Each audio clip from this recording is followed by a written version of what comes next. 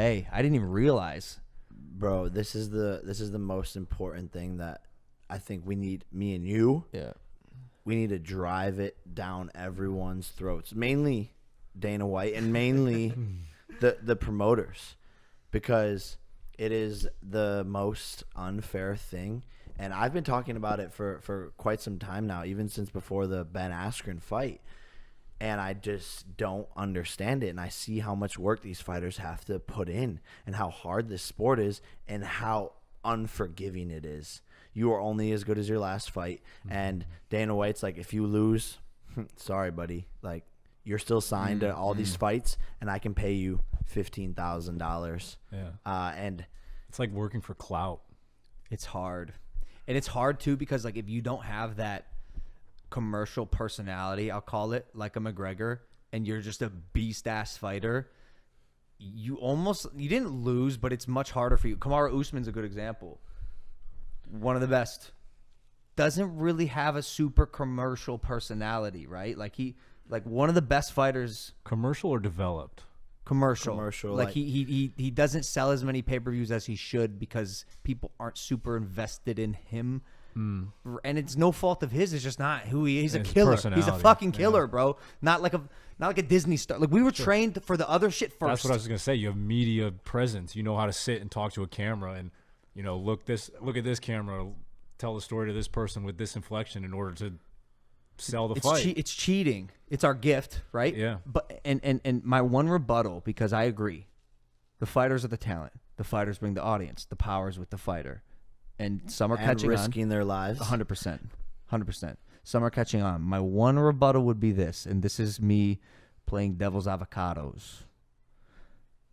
Selling pay-per-views is hard, bro. And I bet most fighters think they're much more valuable than they actually are. When it comes to actually driving pay-per-view sales, a lot of them probably aren't where they think they really are. 100%, and I see that all the time. I mean, we know it firsthand. People think they can go into the ring. These TikTokers and stuff think they're going into the ring this coming weekend or whatever, and they think they're gonna sell X amount of pay-per-views. No. You're not gonna do that. And I think a lot of fighters do overprice themselves. I just think there are certain ones who can sell the pay-per-views 1000%. that aren't getting the pay-per-view cut and the numbers that they deserve. Like, how are me and you sitting here? I'm 3 pro fights in. You're 2 pro fights in. How do you and I make more than every single fighter in the UFC? I think Francis Ngannou tweeted this, right? Or someone did. It might have been him. It's fucking stupid, dude. It's fucking dumb. But the answer is because people are invested. Whether they like it or not, they want to see me try to do the impossible, right, or come close or whatever the fuck. They want to see you get your ass kicked. Whatever it is, they're invested. They care emotionally, positive or negative. But also because we are at the table during the business meetings. True. Dana White doesn't have his fighters at the table. He's like, here's how much you're getting. Take it or leave it, because he has that power. He's got them signed to that contract. Well, that's his savvy. That's the magic of the Dana White. But here's the thing, and this is where it needs to even out, because it just needs to be more fair. But out of all the sports, UFC fighters compared to how much the owners of the league get paid is the lowest. Wow. By I think it's around 20% is how much the fighters get. Whereas in other sports, it's like 45%. Wow. So the NBA players are making 45% of what the total organization makes.